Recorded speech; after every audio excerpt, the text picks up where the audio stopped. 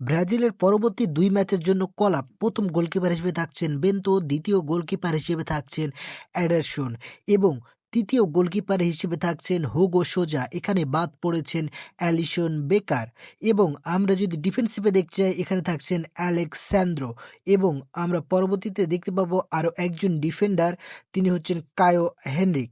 তো আমরা এই যে ডিফেন্সিভ পজিশনে কাদেরকে দেখতে পেতে পারি চলুন দেখি।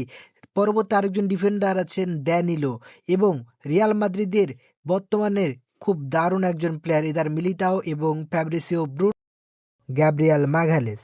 এছাড়া আরও পরবর্তী ডিফেন্ডার হিসেবে আছেন লুকা নোজুবা, নতুন কলাপ এবং ক্যাপ্টেন মার্কিনিওস।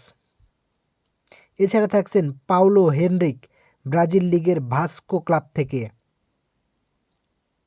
ওয়েসলির পারফরমেন্স আমরা খুব দারুণ দেখেছি কয়েকটি ম্যাচ থেকে।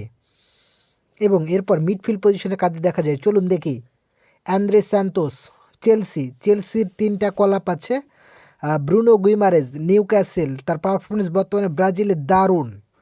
ক্যাসেমিরো, ব্রাজিলের মিড এবং ফ্যাবিনো, দীর্ঘদিন পরে ফ্যাবিনোকে দেখা গেল ব্রাজিল টিমে। লুকাস পাকুয়েতা বরাবরের মতোই ভালো পারফরমেন্স করছেন।